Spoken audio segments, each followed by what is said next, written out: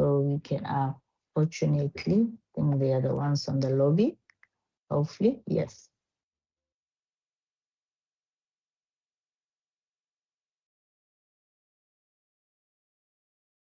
Philip.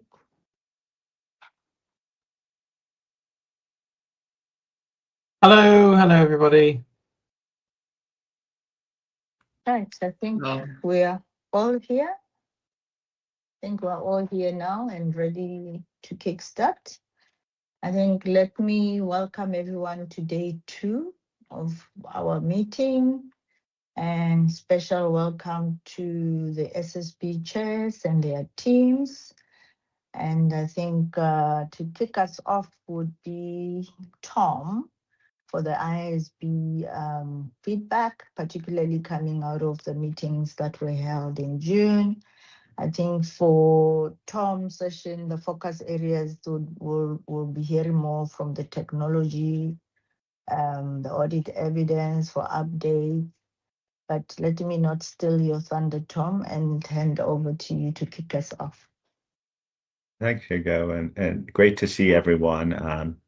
I hope for all of those who are dealing with heat waves that you're suitably cool by now. It's broken a little bit here. So really look forward to this discussion today and the opportunity to speak to you. And so I'll try to keep my remarks pretty brief, assuming that you've read the materials, both the slides and our report. But the big thing to say is that this quarter has been an eventful one where we've made progress on a number of the elements in our critical priority area related to technology. And indeed, all the topics we're talking today touches on our technology focus initiatives. So again, as I said, I assume the materials have been read. What I thought would be a useful thing, if you could flip the slide, is that on each of these 4 areas, someone could flip the slide, please. That I would give a brief introduction, and then we could pause and welcome comment or input or discussion related to each of them. So like I imagine a few minutes for each, and then open it up, if that's fine with you, Chair. So let's That's fine, in order. Thank you. Okay, if we turn to the next slide, and really returning to our updated technology catalog. And just to give you a little bit of a reminder, is that years ago, we set up a structured approach for identifying and prioritizing technology topics. It was really about building the scanning capacity at our organization. When we approved the technology statement, where we committed to doing more and being proactive about encouraging the use of technology, we added even further structure and transparency to the process. And really, what we're managing is a dynamic catalog, which requires regular board assessment at a minimum every 6 months. In the catalog itself, we provide transparency about the status of specific topics and themes, and that feeds to active projects, but it also feeds into our future consideration of topics that may emerge on our either work program from a standard-setting side, or from a research side, or from a guidance perspective. What we've tried to do here is figure out, as we prioritize, is what we would do if we have greater resource, or we complete topics, or there's emerging demand on it. So what you should know between now and the previous period is that we've tried to categorize topics in a more discernible fashion. So a lot of the issues we identified are being addressed through our audit evidence and risk response project, or through our QM project, what we're going to discuss, or the 500 series project. But we're also managing other topics, and we added some new topics to our catalog. On the audit side, we added crypto, we added issues related to cybersecurity threats affecting reporting entities, and on the assurance side, we added AI assurance of AI, assurance of cybersecurity, and also topics that are technology related, but could also pertain to sustainability assurance. None of these topics, by adding them, mean that we're going to work on them. But it's meant to give a full reflection of what we're hearing in the marketplace and then feeding into our dynamic assessment on our priorities. And so really that's where we stand in terms of our catalog. You'll see that we've made some progress in relation to it. There's more detail in the appendix, but I just want to pause there to see if anyone has any comments about our process, about our selection, and just anything in general about our monitoring and prioritization of these areas. Thanks, Tom.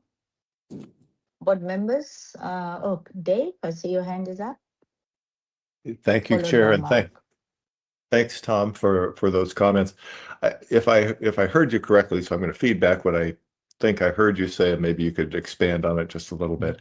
The identification of these topics doesn't mean that the board has decided they're going to address projects in each of these areas.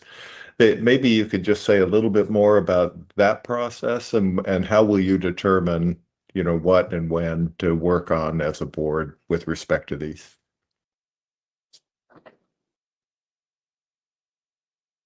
Do you want to take Mark's point too? Yeah, thanks, Dave. Maybe just to add to Dave's question as well. I think to just add some flavor in terms of how you are prioritizing or even escalating any issues within the catalog, just to sort of add some flavor to that. Mark. Yeah, my question was exactly the same. Just just give us some background on how you assign the priorities to these various topics. Great. So really important point. So Dave, the first thing you said in terms of assumption is no formal commitment is made to doing these topics by just the sheer placement on our catalog. That is the reality. Though we have a hypothesis of what level of priority we're assigning to it. And also the other thing is by its sheer element of being there, it feeds into active projects in areas that maybe the project teams are not fully aware. But as we come up with the prioritization level, it's really on two fronts, both pervasiveness and the urgency of a topic, informed either by research we've done on our own, our discussions with our stakeholder advisory council, our interaction with other groups that are advising us. For example, our technology expert group, but not limited to that. Also, our interactions with former firms, GPPC, regulators, including all of our monitoring group members as well. So that's it. And then it's a collective judgment of the board. So Han was probably heard this at our board meeting itself, is like there's a deep discussion of where we should assign this priority relative to others. We actually moved a couple of the topics down in priorities, some that were at medium down to lower and some up the scale right now. So in terms of the process that we do is, again, it's a collective judgment of the board that we do it formally every 6 months, again, reflecting those discussions we're having.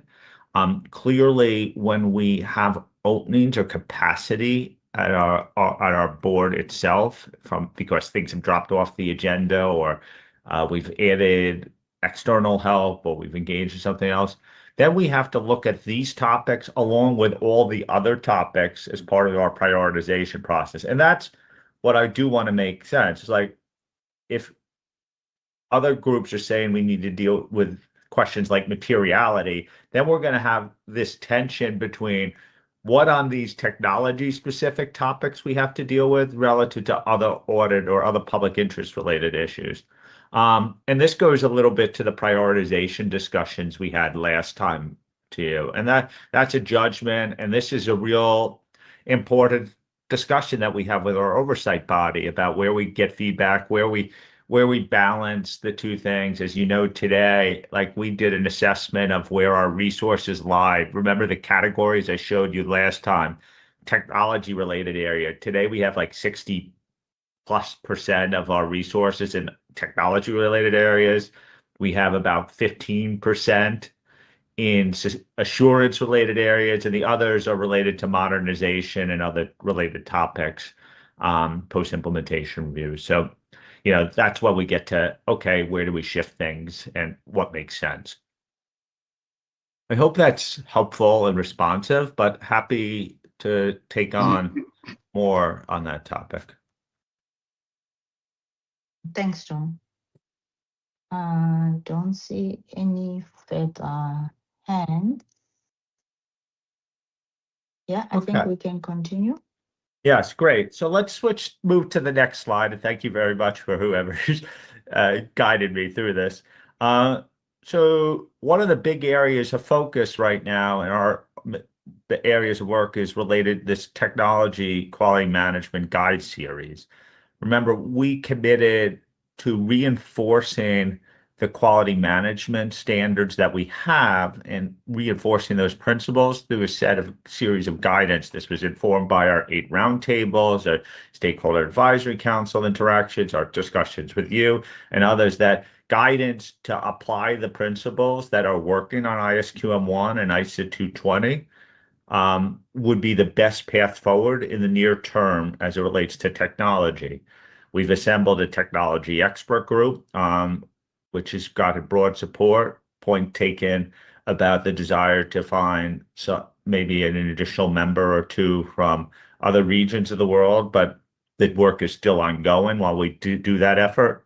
But the reminder here is like, these are the 3 things that we're trying to accomplish by these guides. One is to ensure the consistency of application of QM1 and 220 and their principles to matters related to technology, largely because the technology is being acquired or developed and rolled out at the firm or even network level. Second thing, what we want to do is reduce the risk of regulatory fragmentations in the interpretation of these standards. And thirdly, this is what I call the democratization element. As we work with practitioners and regulators and other stakeholders in the marketplace to get some of the better practices that are out there and spread them out in a consistent manner, so SMPs and others have the benefit of our guidance and best practice, so technology can be shared and used by all. If you think about that's the 3 things we're trying to get at. Turn the slide. Tom, maybe just pause I see the other Tom's hand is up. Sure. Thank you, Chair. And Tom, thank you very much for mentioning the expanding the geographical expertise, including some areas, and you are actively trying to find some experts from, for example, the Asian region as well. The one issue I'm a little bit how can I say, point out is that maybe the large firms may be okay, but as you say, that this project may have some sort of the beneficial impact on the SMPs as well. So in that case, that try to find some, for example, the Asian technical experts in this area, in not only in the large firms, but try to find some the SMP area, maybe a sort of a challenge. How do you try to reach out to those fields in this and technical experts? Because for example, it may be helpful if you can contact with some JSS or some board members from Asian countries, which may have a sort of in some Asian markets, they have a very independent audit firms out of the not big four firms. So is there any do you have any ideas how to reach out to that S&P market in, for example, in the Asian audit market? Thank you. So, Tom, really important point because you raised jurisdictional standard setters. Remember, the technology expert group isn't the only group we're dealing with helping us with the guidance. We actually have a technology action network, advisory network of jurisdictional standard setters that are part of this, including Asian standard setters and non-European and non-North American ones assisting us in this process. So we do have some of that covered. And just remember about the board, the expert group composition. It turns out the geography is the way it is, but pretty much everyone was appointed by a global body, and the nominee is who they came up with. So, but on the S&P side, just to be clear, we do have good representation from a global perspective. Right now, we have an S&P nominated by the S&P AG from the IFAC world, but we have two service providers, software providers who predominantly work with S&Ps around the world too. So all I'm saying is there's a number of ways we're reaching out to other geographies and S&Ps.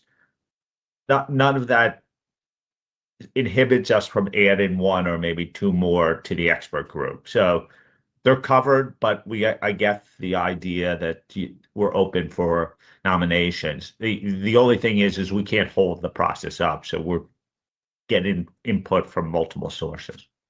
Okay, thank you very much. Okay, so if we go to the next slide, and this will be really quick. A couple of things I want to add is for those who have a very close eye on what we do, you may remember that we were talking about a 5-guide series going into the board meeting. It's a 4-guide series because we combined the previous guide 2 and guide 3, because the input we got from the expert group and from our other outreach was like, you can't separate the topics that are now listed under guide 2. It would be better not to think about things from a pure process perspective, but to separate by service provider and foundational model considerations, and then the firm development and deployment, and that the sort of the subject matters all need to be joined together. That was in guides 2 and 3. So that's where we've gone from 5 to 4. And this is a reflection of how dynamic the input is. Like when we put out the board paper, we had yet to meet with the expert group, and we had yet to discuss it at the board. The other thing I would just want to say is that the expert group and we are meeting regularly. As a whole, it's meeting on a monthly basis. We just had a meeting yesterday that I attended where they reviewed both guides and part 1 of guide 1 and part 1 of guide 2. There also have subgroups of the expert group meeting too with our staff on a regular basis. We're drawing on expertise of regulators and those in practice to sort of help us with the drafting as well. And throughout the process, it's not explicit on this slide, but I want to be clear that we're coordinating with IESBA on ethical considerations. And Jean from the IESBA staff is part of all of these meetings and working closely with our team as well. If you flip the slide, it'll give you a sense of our timelines. Again, a very dynamic process. So I'm not coming down from the mountain with these time dates and outputs etched in stone, but we're trying to give people a sense of when we're coming out with our guides and when we anticipate it. And the hope is that we will continue to refine our roadmap in September and put our guide 1 and guide 2 part 1 for consideration and approval in the marketplace. Now, we know that all these guides have to fit together, but there's such desperate demand for us to get things out so people could see it quickly that we've decided to put things to the marketplace incrementally. It may require us to go back and adjust over time too.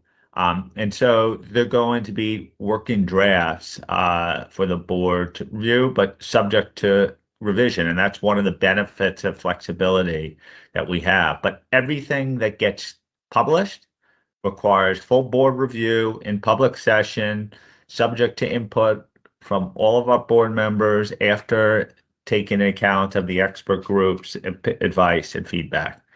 And the hope is that we get to an integrated guide series by June 27. But this, once we're done with QM, then it probably leads us to other areas to work on. And so that gives you a sense of where we are on our quality management guides. We're finally putting meat on the bone so people could see what we're intending to do.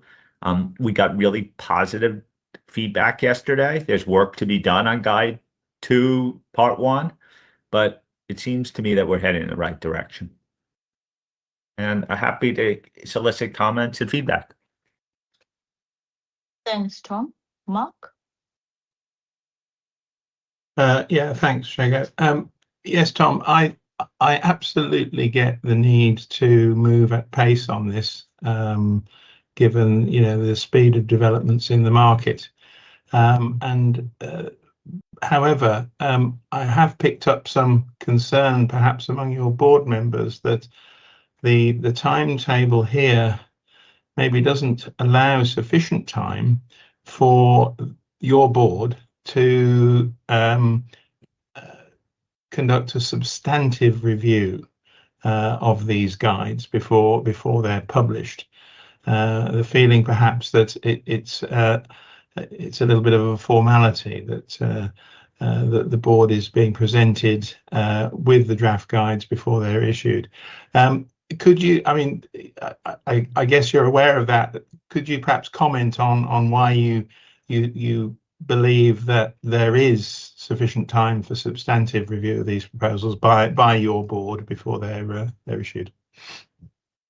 So, Mark, I'm surprised that's what you're picking up from some of our board members. I'm meeting with all of our board members one-on-one between the last meeting and the next one. In fact, most of these just one-on-one discussions are happening between now last week and the end of this month.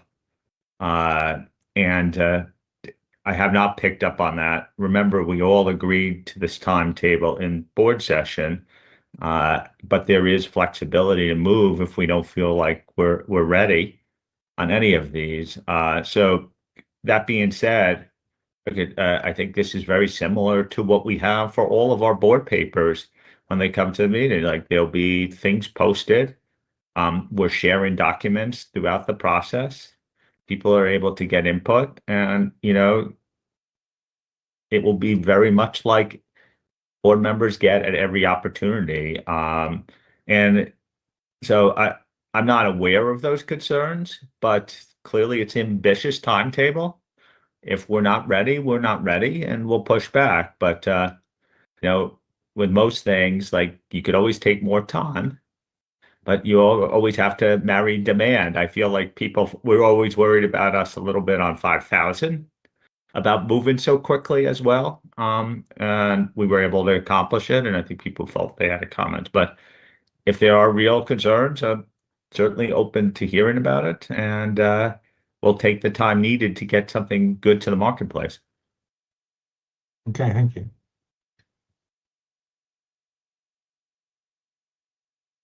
Thanks, Tom, and thanks, Mark. Any other questions? If not, then we are moving on. Tom? Great. Thank you, Chair. Could we move to audit evidence and risk response? So this is sort of the biggie right now, to say the least.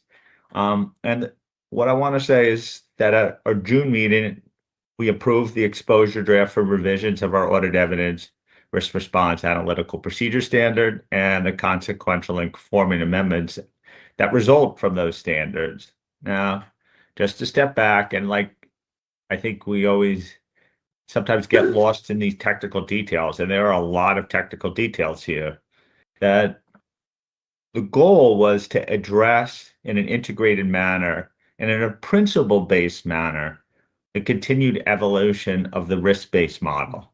And if you think about it, to date, we've done a lot so far on that, whether it be 315, our risk assessment standard, 600, our group audit standard, 540 that actually on accounting estimate that preceded 315, fraud and going concern. These have been coupled as a result of the requirements related to professional judgment and professional skepticism, coupled with quality management and enhanced auditor reporting. I view this as sort of an integrated and involvement package. And really, to me, the final major pieces of this puzzle are what we're doing on these standards, audit evidence, risk response, 520. That's not to say standard setting ends right there, but this is really the biggest chunks of the audit model.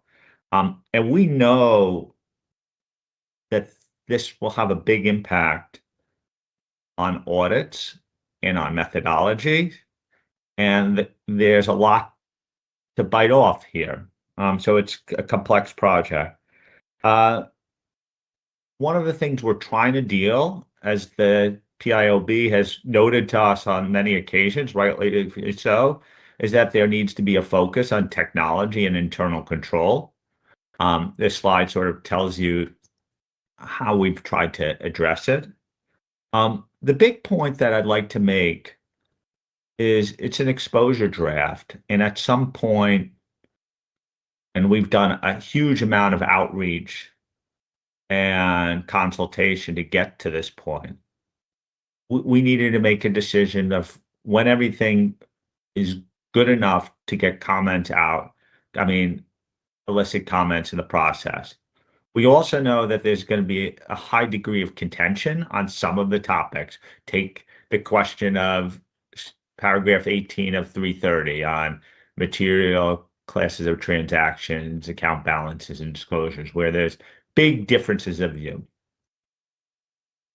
We need to get the discussion going and not get paralyzed by it. And I think our approach to consultation will make clear is that we're open-minded on many of these topics, and that we know where we are today won't be where we are in the future. So if you see this slide that we put up, is like our approach is that we know that the hard work is really ahead of us, because we need to draw attention to what the intent of these proposals are and ask people, do they agree with the intent and purpose? And then if you do you agree with how we've executed it on it? And I think you could argue for and against on both sides, because what we're trying to do is complicated. Like, changes in one standards impact the other and flow through. And so we're trying to do the best in the explanatory memorandum to explain what the purpose of these changes are, why we're doing it, and then people could either question the fundamental principle or the execution of it, which is a drafting question. And so, again, we're trying to increase awareness, encourage response, do things to articulate what we've done on both sides, both on the principles and the execution, and then significant targeted outreach during the process, not just waiting for the comment letters to arrive, but to give people an opportunity to give nuanced input throughout the process. So I hope that gives you a sense. The comment period, when we get the exposure draft out, will be about 130 days, if I remember right. It'll effectively go through the end of the year. It still allows us to finish by the end of next year. And I think that would be about right. And then we'll have to consider the implementation period. So I'd welcome input on this and comment. Thanks, Tom. I think you've generated some real interest, as I see 3 hands are up. Let me start with Han and then go to Felipe and then Tom.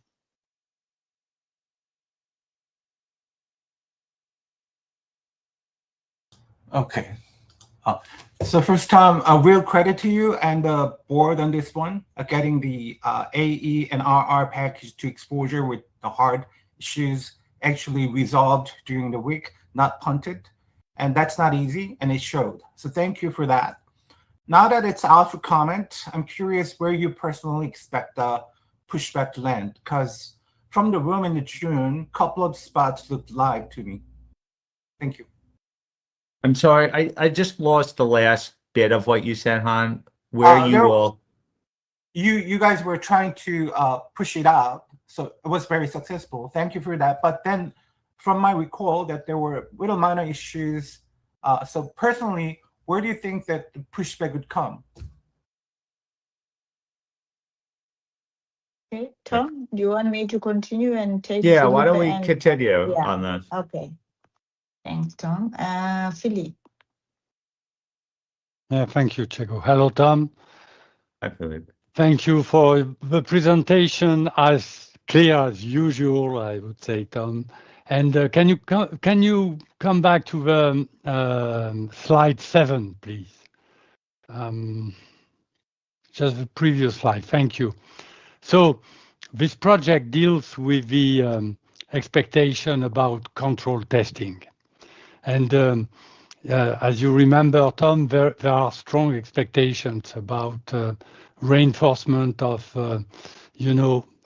tests of controls to avoid, notably, purely substantive approach in many circumstances where it appears cost effective. My question about that is that you write,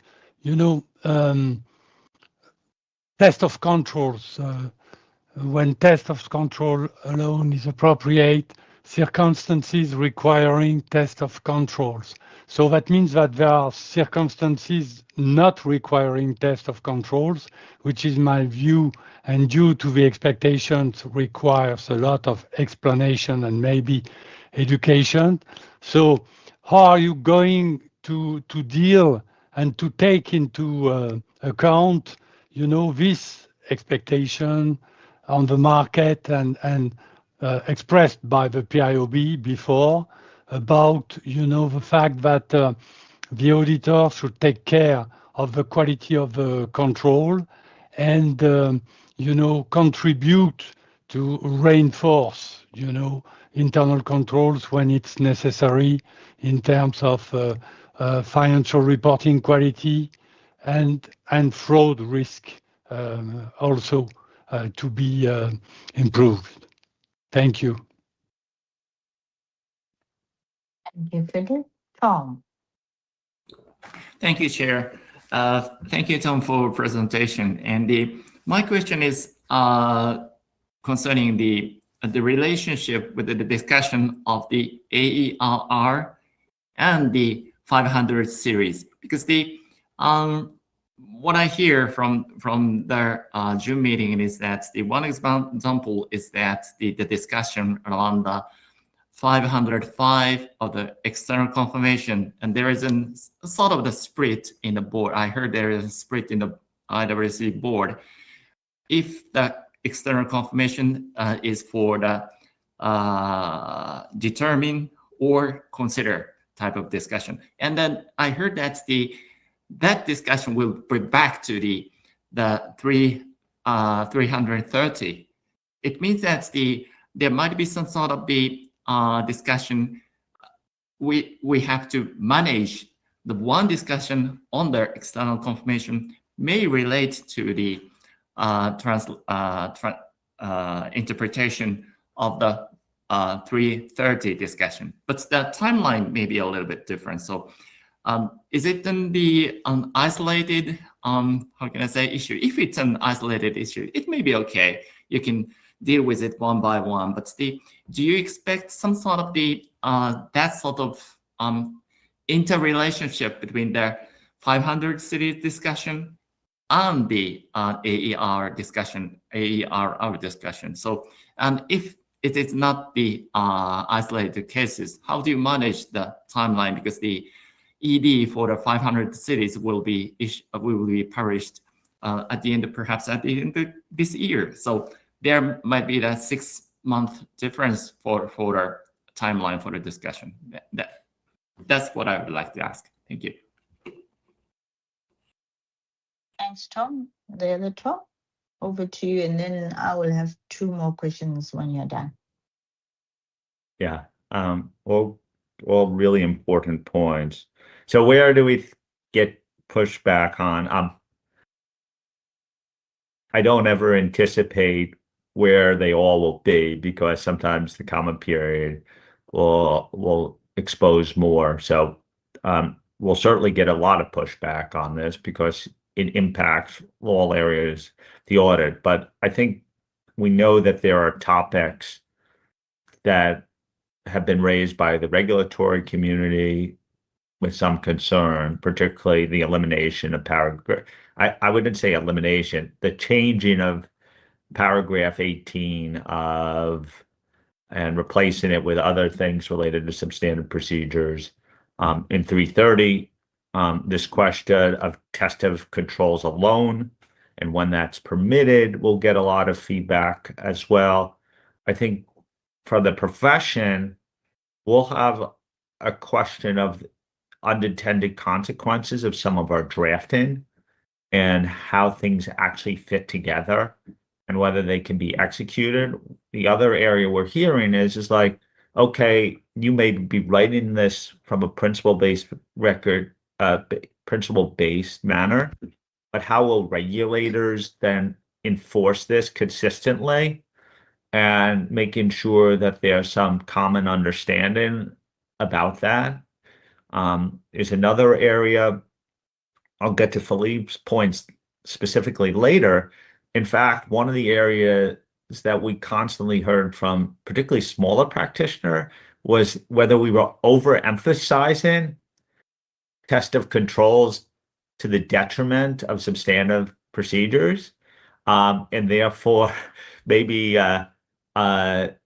reducing the scalability and proportionality of our standards. And so those are areas I would expect to get a lot of feedback. What we're going to do is take a really close look at the explanatory memorandum, that we draw those points out and acknowledging the differences of viewpoints that we heard throughout the drafting process. And not to assume that we got things right, but to invite comment on the conclusions that we made and then our execution of it. So again, that's what I'm referring to, be open-minded on those topics, and really think this is a real opportunity to discuss the specifics of these standards, but to some extent, how much people believe the risk-based model that we effectively inculcated through 315 and other standards has really taken hold, and how much do we need some backstops to the system. So I hope that responds to your point. Philippe, on the issue of controlled testing and substantive procedures, I think our focus has been is that you need to do the right response for the right risk and right circumstances. And like, it will differ from time to time, but there's a clear push in the way that we're doing is to do more related to control testing, but not to say that you can't take a substantive only approach. Remember, there are many audits that may be appropriate. So like, going back to the point that I just said to Tom, is like, it's a balance. And so the clarity that we're providing hopefully focuses people more on how to do more robust control testing and to do it in circumstances that will provide better audit evidence. We do, and this is an area of some contention, what we think we do is clarify when a test of control only approach is valid. We think the standard itself was already implicit on that. We're making it explicit what's implicit. but we're clearly trying to delineate the circumstances when that may be the case without sort of hardwiring it going forward. So it's really about doing the right things at the right times with an emphasis more on test of controls. Tom, I think your point is very right in terms of the 500 series is very interconnected with these two standards, particularly 330. And what we're able to do is take the benefit of the principles we're agreeing on in this package that we've just approved, and will be out for exposure shortly, and flowing that through. But recognizing that there's a difference in timings of when they'll go out for exposure, we'll have to bring this all together at the back end. And that's where it'll happen. We've done this before with other standards. We don't anticipate the redeliberation process to be as long for the 500 series.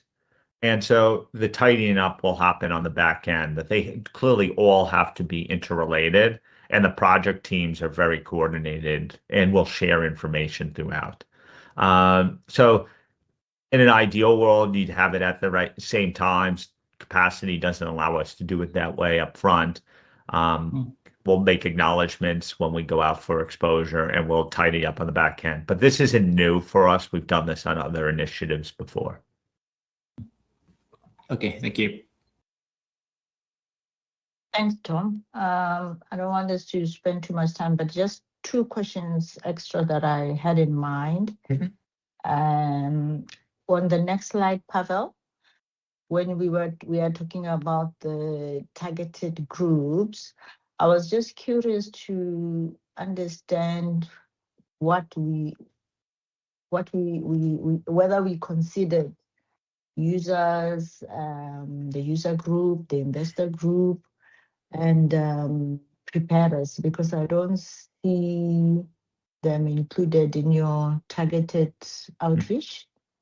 Is there a reason why those groups are not visibly included? Space. Yeah. No, we should have included them. Space is the only reason. Obviously, we have this user advisory group that we'll use. It's sort of, you could see it a little bit at the bottom here. It says include in representative groups there. And we have the user. Also, we have this academic group. I don't know whether they will be directly desiring to input on it or not, but we have them available. And we'll do targeted outreach to preparers as appropriate through the process. Okay. I guess that has then answered my second question. That's fine. We can continue. Yeah. Sorry, PowerPoint, there's restrictions. It's like this balance between over dense, making it too dense and not. If you flip, I guess, the slide 9 now, we'll get to the 500 series. So the first thing I'll say on the 500 series, which is sort of that, if you remember from an action standpoint, what we're doing is targeted modernizations of our standards. We're very much in process yet. We haven't made final decisions. This is a work in progress, but certainly would welcome input on anything, any issues you see arising right now. I put a little bit of the detail of our decisions in the appendix. So it's obviously fair game, but I wanted to focus at a higher level that the idea is to modernize what are relatively old standards to reflect technology, and to really sort of develop consistent practice and behavior about obtaining and evaluating audit evidence about inventory and external confirmation procedures, including issues related to professional skepticism. So this is what it's about. These are the high level of objectives of our process here. And nothing is done in isolation. I think this goes to Tom's point. Like, it reflects all the things we've done on 315 and what we're doing on 500 and 330, and everything needs to flow through together. And we're really just sort of beginning the process with the goal of finalizing these exposure drafts in December.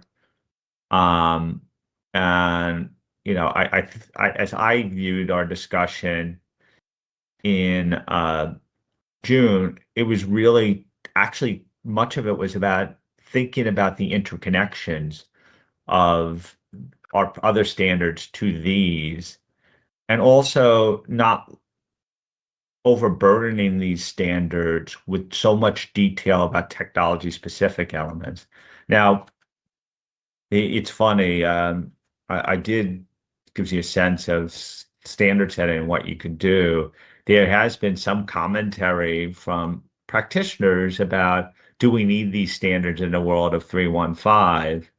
And our attitude is that we do, based upon the moment. And I don't think this is the right area to have a discussion about the robustness of a risk-based model.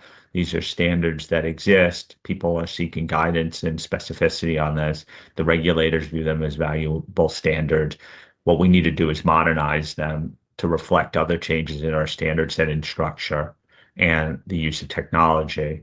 And I think discussions about the robustness of the risk-based model is much better had in the context of our audit evidence and risk response process rather than these standards themselves. Another element I would say is that we're trying to drive consistency of practice with other standard setting bodies who've already moved in these areas to date. And there have been a few standard setters, such as the UK, I think the Netherlands may have the United States and others who have done work on these standards, and we're looking to them, but we're not beholden to their approach. We're very much trying to remain principles-based, understandable, and clear in our requirements and guidance. So that's where we are on the 500 series. Remember, we removed the question of sampling from this. We still will consider whether we need to do guidance. We're working with our jurisdictional standard setters about whether that will be appropriate. But these are the standards related to inventory and external confirmations are our focus right now. And I'll stop there. Thanks, Tom. Han?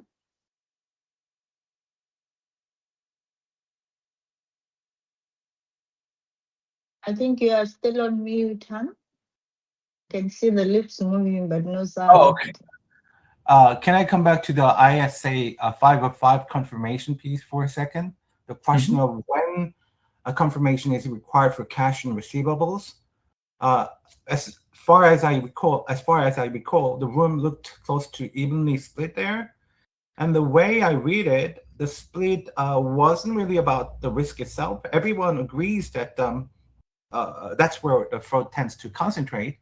Looked more like a question of whether ISA 505 is even the right home for when to confirm trigger, or whether that really belongs in 315 or 330. So I'm curious how you see it resolving. Do you think it's a drafting problem you can fix with wording, or more of a genuine conceptual disagreement that public comment won't really settle? I ask this because those who feel like they call for pretty different next steps. Thank you. So, Han, I'd be careful about getting too far in front of my board. I could tell you, I was personally concerned about eliminating a requirement in this area.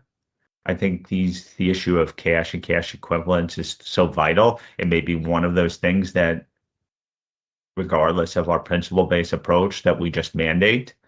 I don't think we've resolved it. I don't think it's a placement issue primarily. I think there's a discussion about whether people believe that it's so important that you have an explicit requirement in these areas or not. I think the majority was leaning towards where I am, but I don't think it's resolved yet. And my guess is that when we reach a conclusion, there'll be differences of views on this topic, and we'll put it out for exposure and gather evidence on it. And, this is one of the things that we've tried to do as a board, is not get hung up on topics when there's a split, but to explain this is where the preponderance of the board's position is and why those who believe it. But there's another position too, and why they believe it, and actually seek public comment on it as well. I think they're legitimate views on both sides. I personally think that the cash element is so important that it's worth putting your thumb on the issue. But others may have a different point of view. And so we'll see how it resolves itself. But I guarantee you, when we go out to exposure, this will be a major topic of conversation. Billy's prompted me right now just to remind me that we're going to put together both options, where it's just an application material and where there's a requirement in relation to this. As I said, where I sit right now, but I'm 1 out of 16 votes in this process. I've asked you guys to give me a vote that counts for 17, but you've yet to oblige me yet.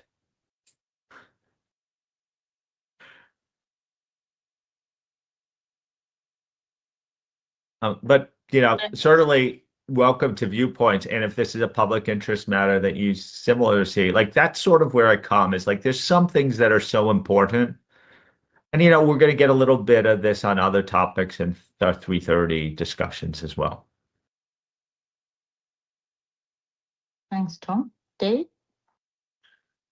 Tom, maybe I'll just add a little bit to that conversation. Thanks for that explanation. I guess I'm in your camp in terms of this. It just seems pretty straightforward to me. So getting that feedback, what I'll be really interested in is the why. If there's some flexibility that needs to be out there, let's make sure we understand the why before we do that. Yeah, and I think that's really, like, when I've spoken, it's not the exact same as the 33018 question, but it has some of the attributes of it. And I think what we're trying to do is elicit a conversation around the why, and whether any removal of a requirement is justified based upon the robustness of the risk-based model we're putting in place. And so, I think this is what we're trying to generate. With a sense of humility, it's a call at the end of the day, and not only does our decision have an impact from a conceptual standpoint, there are practical consequences for the way these standards are interpreted and regulated as well, and we'll need to get all perspectives on that.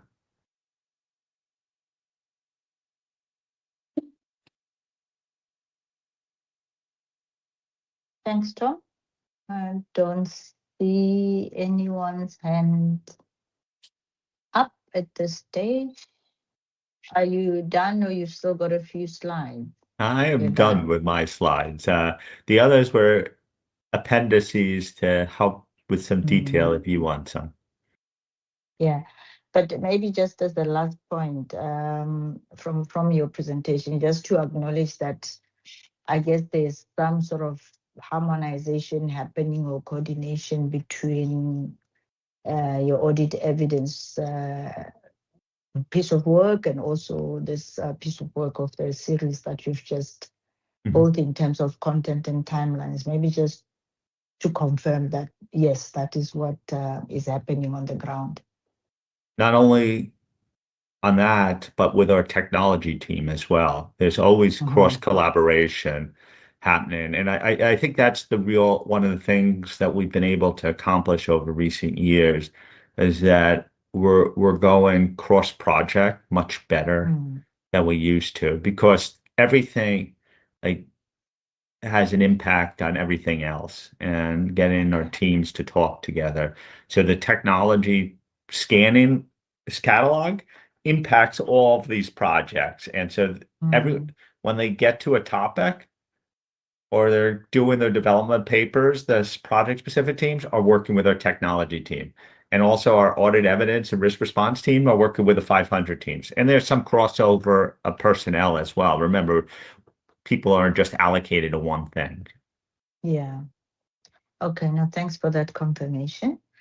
Thank you so much to you, Willie and team, for that report back. We appreciate it.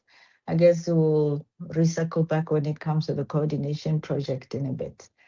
At this point, I open the floor for the ISPA team, Gabriela and team, for you to take us through your own update for this meeting.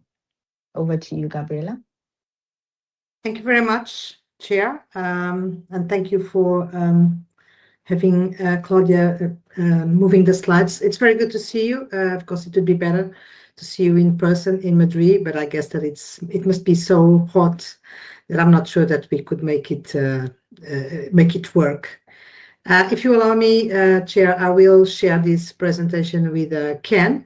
And one of the reasons is that Ken has just came back from his holidays, and he must be fresher than I am because I've been melting here in Lisbon. Now, speaking seriously, I think that Ken may always have very good inputs, mostly related to some projects where he is more involved. So if you allow me, we are going to share this presentation and try to be as sharp and short as possible to allow time for the conversation. So if you could move to the next slide, which is the first one, please. So the next slide is something planning, strategic prioritization, resources, and etc. This is a very rough and high-level idea of how this is evolving, or this might be evolving. But anyway, and we had a very good discussion with the board in June, a very freestyle one. But we are planning to have a more in-depth discussion in September so that we can be more intentional, disciplined, and effective in terms of planning, prioritization, and these things. I think that Ken is just joining. What you see in this slide, and again, it's a very rough picture of how we see it and how I see it as the chair of the board. What you see at the top is the current or recent status of our strategy and work plan cycle, with some significant number of work streams running in parallel, each competing for the same, of course, finite resources.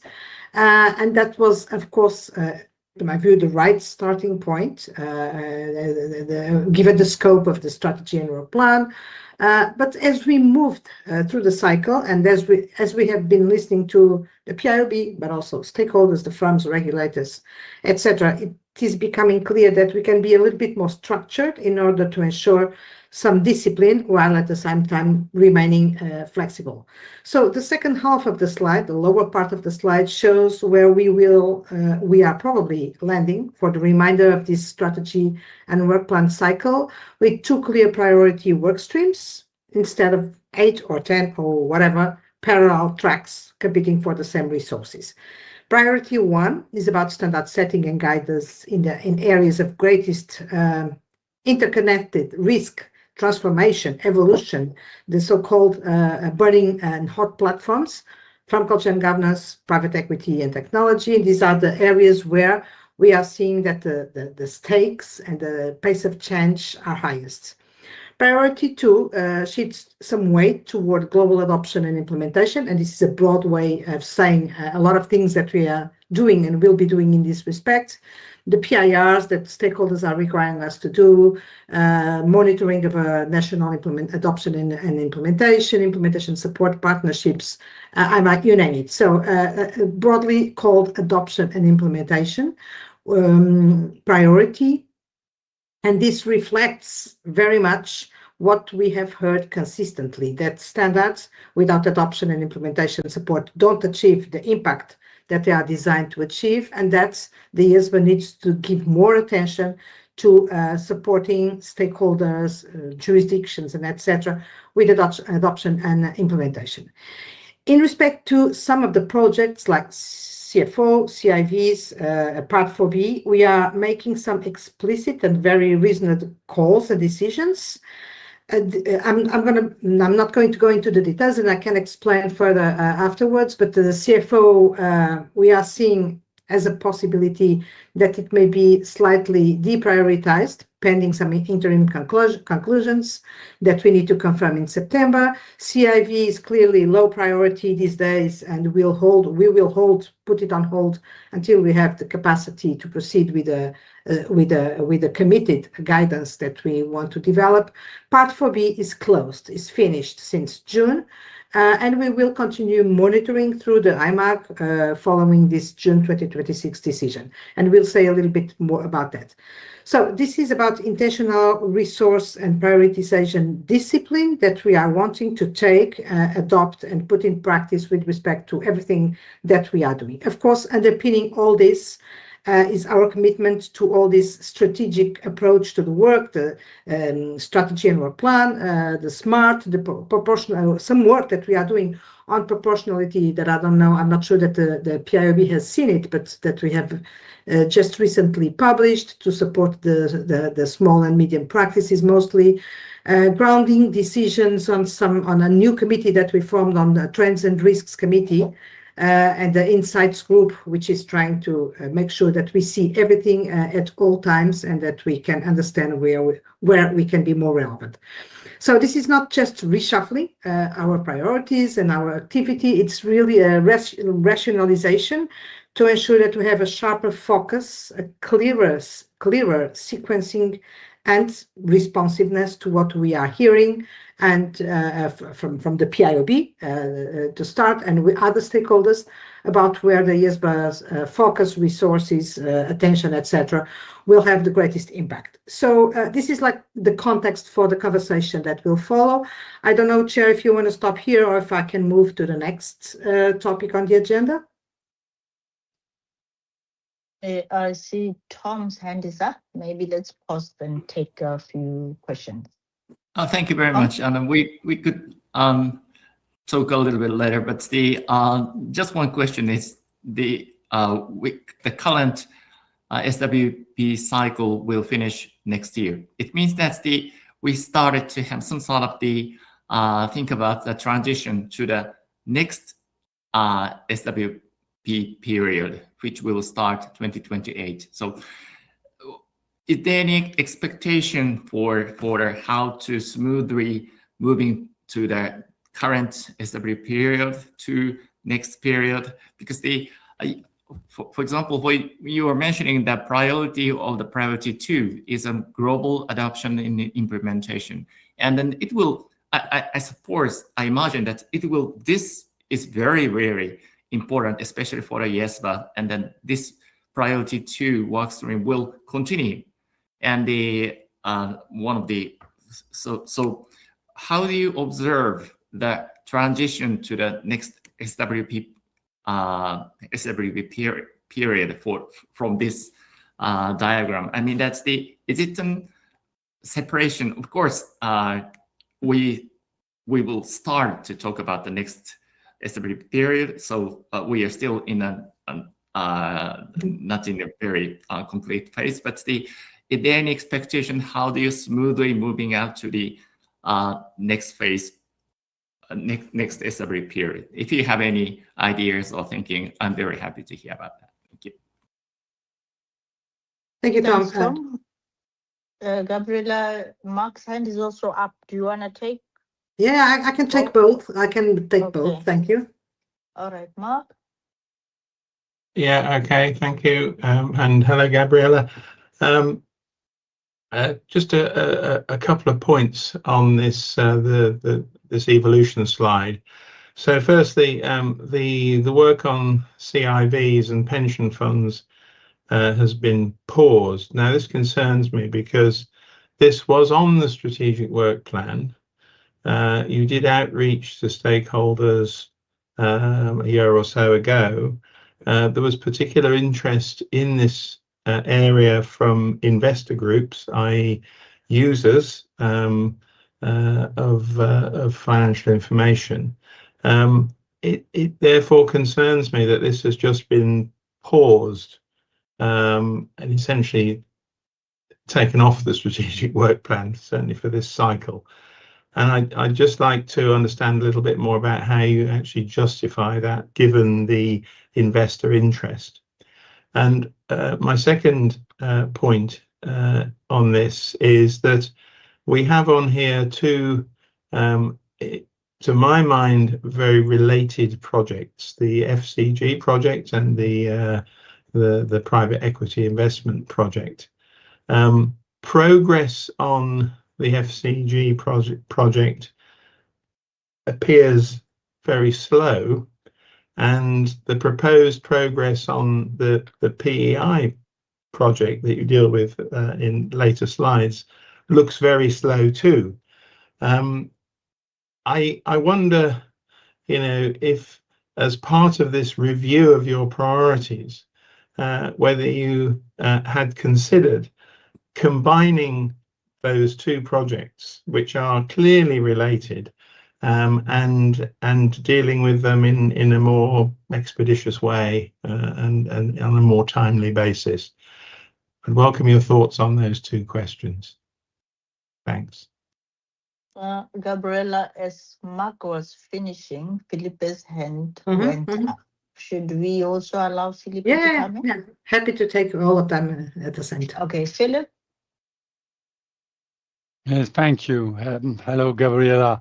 No, just a very quick comment to stress, the interest of this evolution of strategic thinking, because I was at the last board in New York and I attended the discussion about that. And I think that, it's a very important perspective that you introduced in the agenda, the strategic reconsideration of the priorities in the plan, because due to the evolutions of the environment, and it would make no sense to have a sort of blind execution of a strategic work plan which was designed once and 3 or 4 years later systematically executed without reconsideration.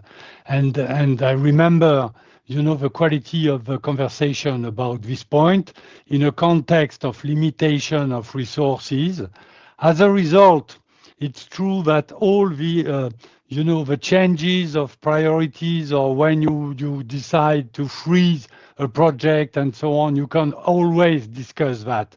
But in terms of strategic monitoring, I think this is a very good approach to reconsider, regularly the priority of projects and to make some choices about the priorities, those where you want to really push and accelerate, and those that you can wait.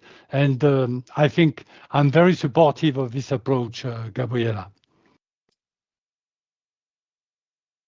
Thank you very much. Thanks, Philip. Yeah, go ahead, Gabriela. Yeah, thank you very much. So I'll probably flip the order of my responses and start with Philip, because it brings me to Mark's questions, and then Tom, if you don't mind, because I think it will flow well. So thank you very much, Philip. I think it's good to know that the conversations that we held at the board resonated with you. I also think, as chair of the board, that this was an extremely important discussion, and that to be continued. As you heard, we even considered a possible midterm meeting, but we need to be ready for this time for a more structured conversation. This was like a brainstorm. So in September, we will probably hear more from the board and make more bolder decisions. And that's why also I don't want to put myself ahead of the board decisions too much. This is a little bit my vision based on what we heard.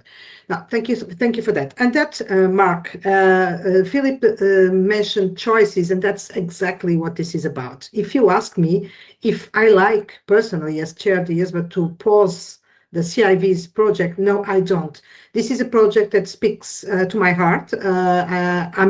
it is until today my conviction that there is a lot there, and I'm even afraid that one day there will be a problem, because we have been repeatedly asked, why are you doing that if there are no problems in the market?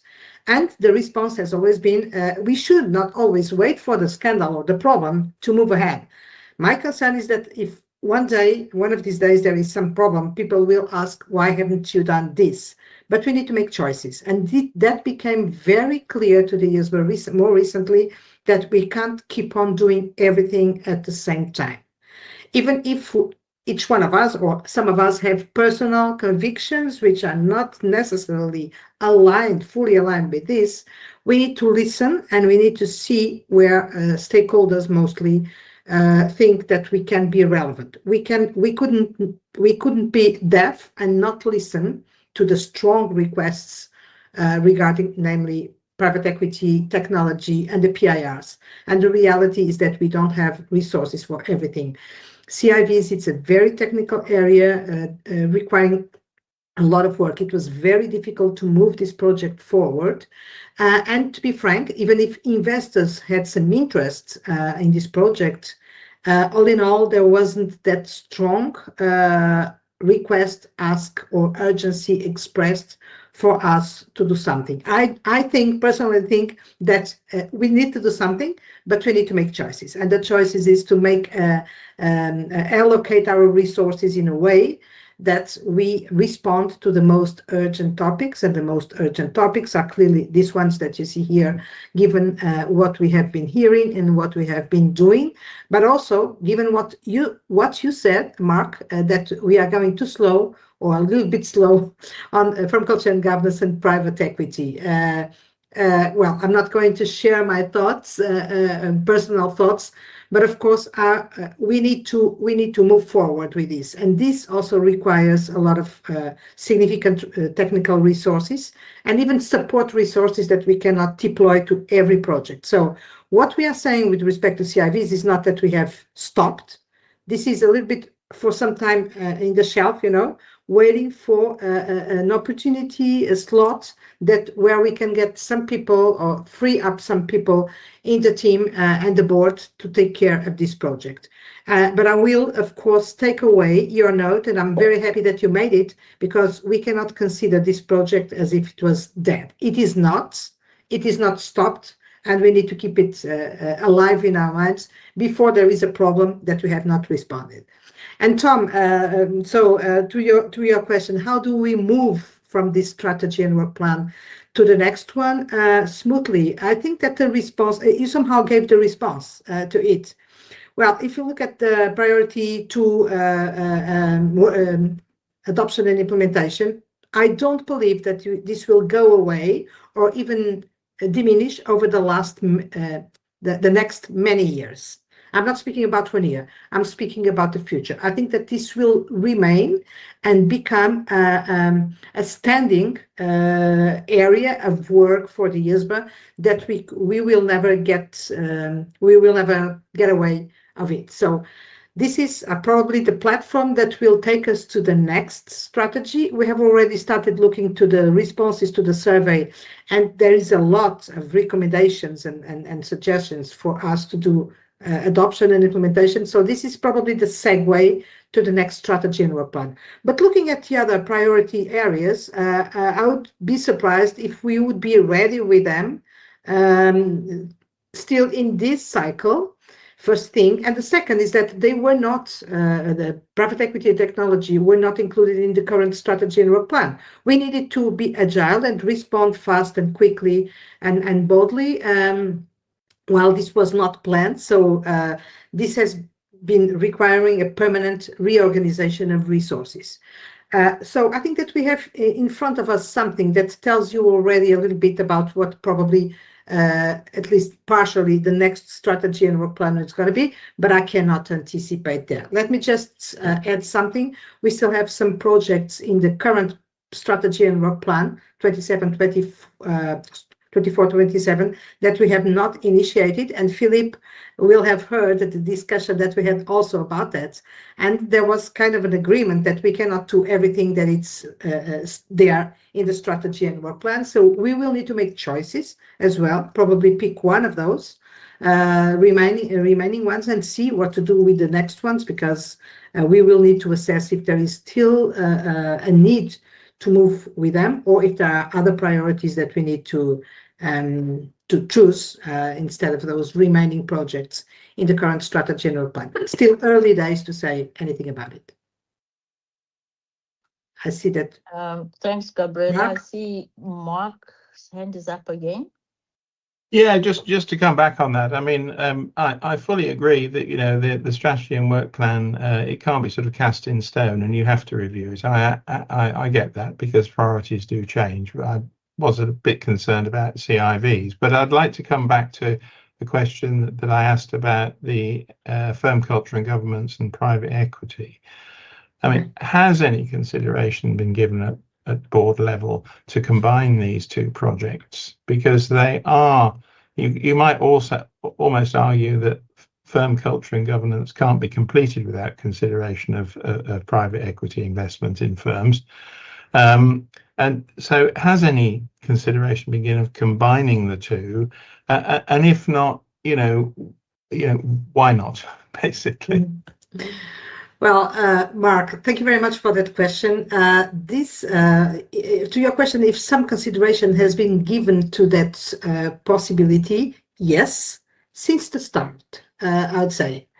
Since the very first moment where we started discussing private equity, that possibility came as a significant and unavoidable one, because it's obvious.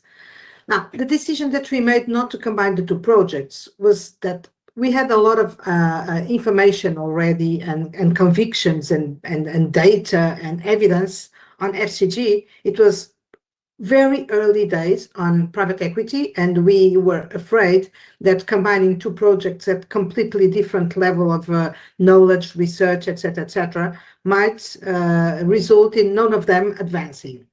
At the same time, private equity was literally exploding, and all the attentions were directed to private equity, and we might lose something on the firm culture and governance side if we were to focus all the attention on that side. Thirdly, it's probably an operational reason, but operational reasons sometimes matter. We did not feel, and we don't feel yet, that we have that we are at a point where both projects can be combined. But Mark, we made a decision when in March, last March, when we decided to start a standard setting project or whatever. I mean, standard setting, broad sense. We don't know what this is going to be. A project on private equity, do the research, the fact finding, all of these things that we need to do. We also made a decision to make the two projects work together as close as possible in a very coordinated way. And we even appointed one board member to be a board member for the two groups and ensure the liaison, the coordination, etc.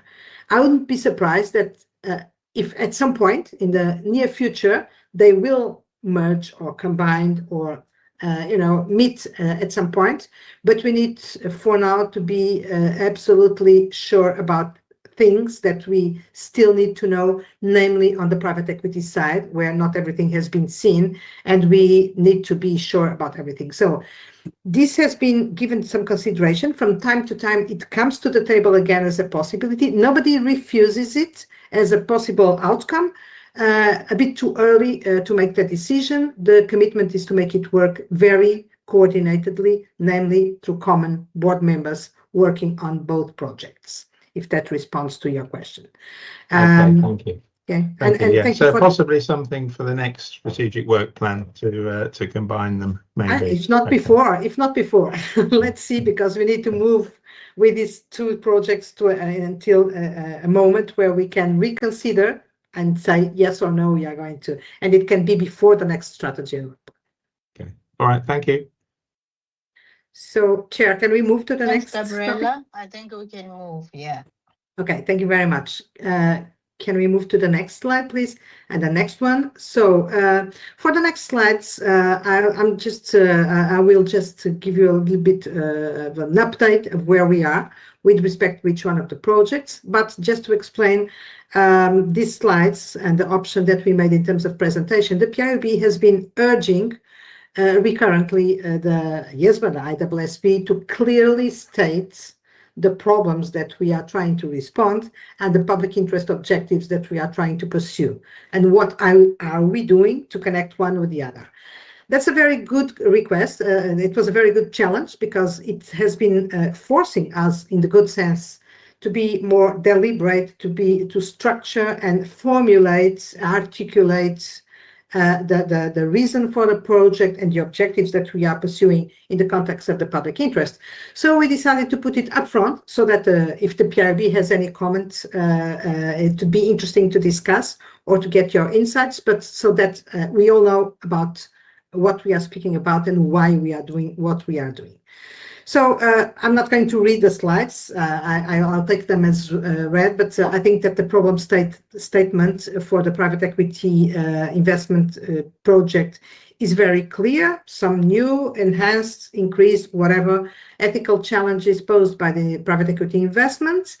The need for the IESB to ensure that there will be the right, the necessary guardrails in place to ensure that all the respect for the ethics and independence principles and provisions is kept in despite the investment from private equity entities, and for that purpose we are trying to identify those risks, test them against the existing framework, and understand if there is anything needed on our side, be it new standards, narrow scope amendments, just guidance, whatever.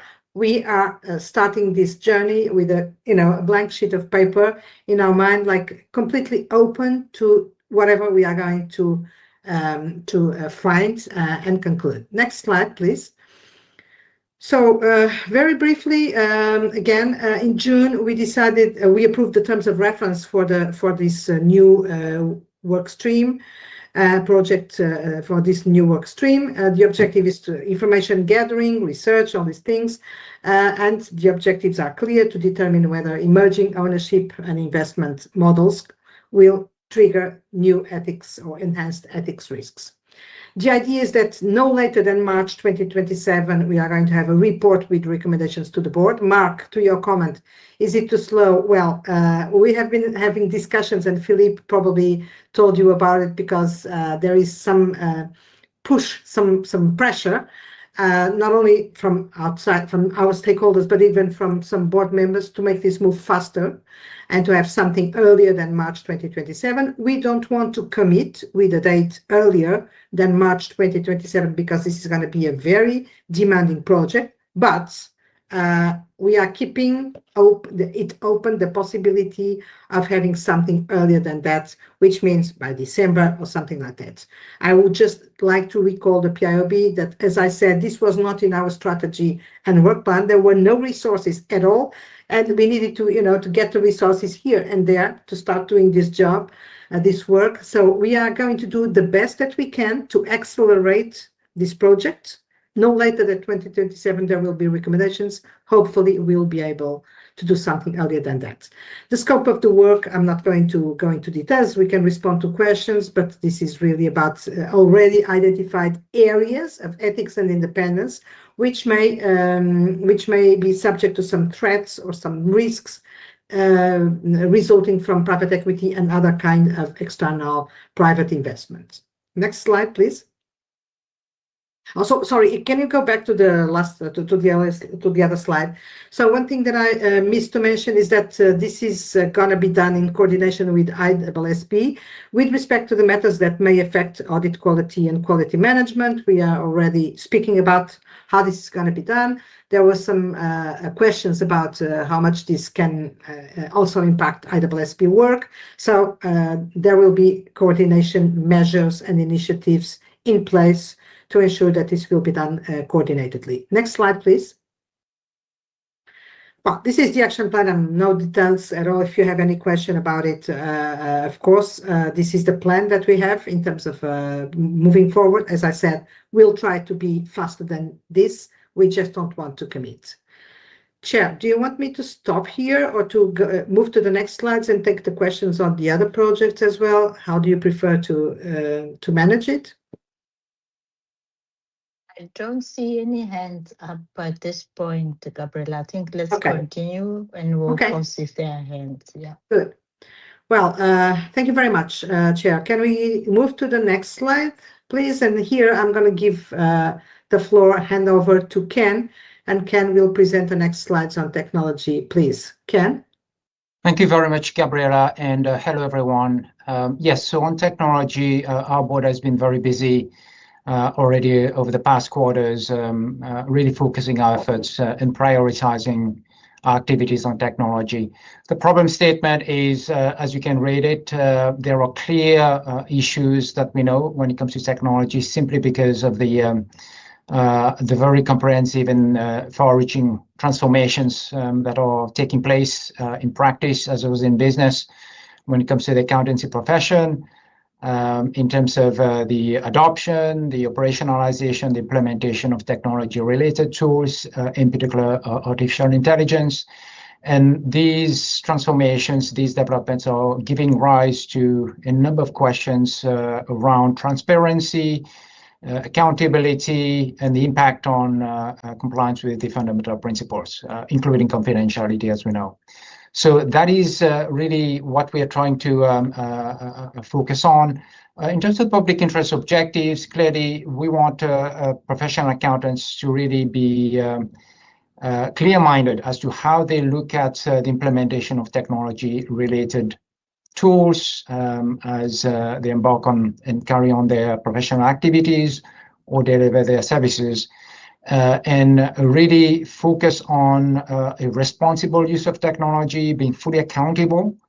We talk always about the importance of the human oversight, the human in the loop, being very clear as to how they exercise professional judgment, because there are a number of risks, a number of threats around the exercise of appropriate professional judgment when it comes to technology.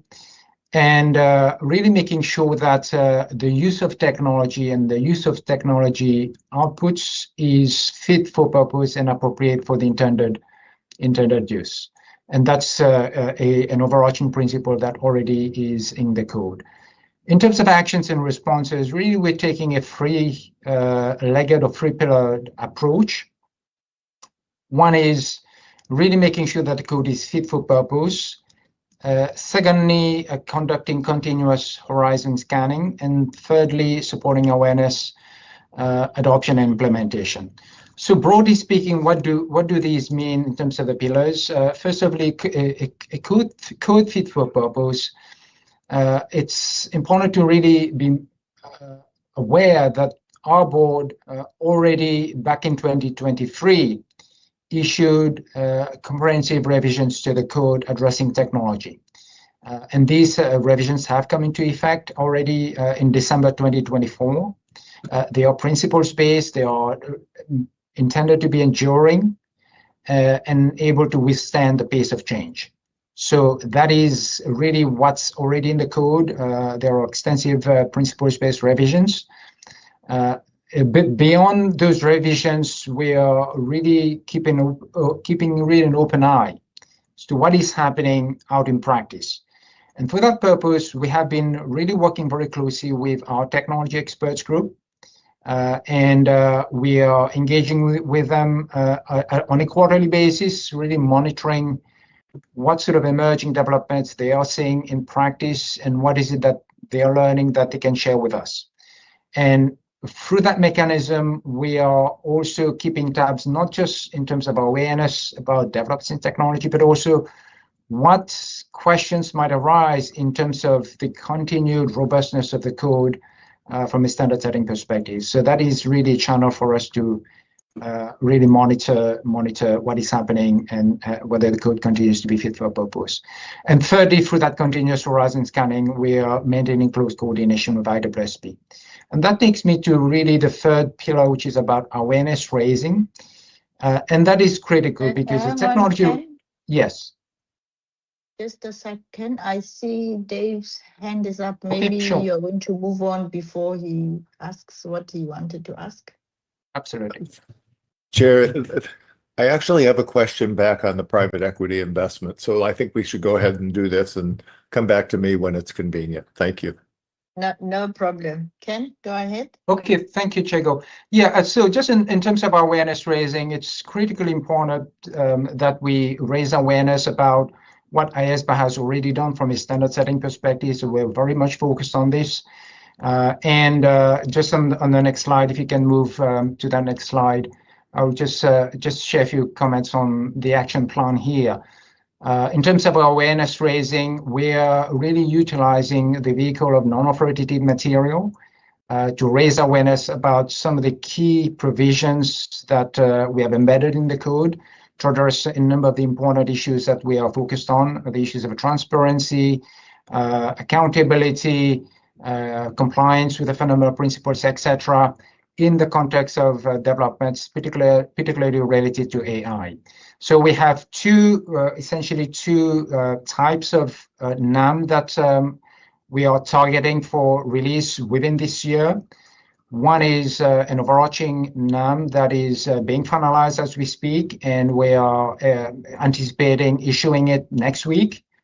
And the second one is going to be more targeted, a piece of non-authoritative material that will be more focused on artificial intelligence and agentic AI, potentially dealing with case studies, etc. So that one is targeted for finalization in the fourth quarter this year.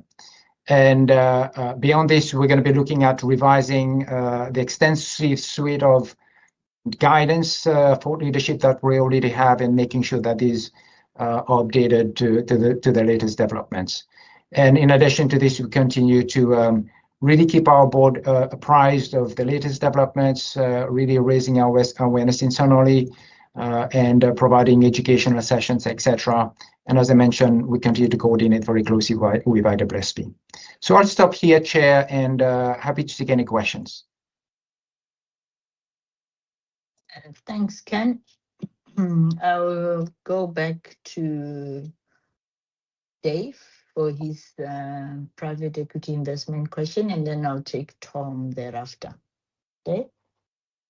Thank you, Chair, and please accept my apologies for taking us a step backwards here. But Gabriela, with respect to private equity, I know part of my concern has been not only the proliferation of the transactions that have been going on over the last several years, but also the lack of transparency in terms of what's behind those transactions. And I guess part of my question is, are you getting cooperation from firms that are entering into these agreements such that you're able to really identify the threats as they really exist because of the nature of the agreements that are being entered into, as opposed to, I mean, I could, come up with potential threats, but they may or may not be threats given the way these transactions are structured. So I just wonder how you're going to, do you feel comfortable about your ability to get information so that you can adequately identify the threats that ought to be addressed?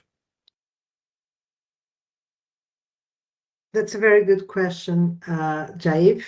That's what we are starting to do. It's to try to get that information, those insights, and etc.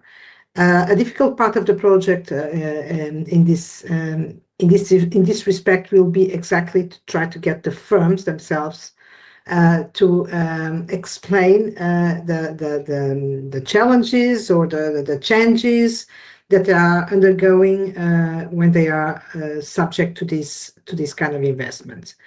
And it's uncertain. I must be. I mean, I will ask Ken, because Ken is the one now on the field, trying to start doing the job. But it's unclear that we will be able to get all the information in a very transparent way that we need, also because sometimes there may be some invisible reasons for them not to be completely transparent.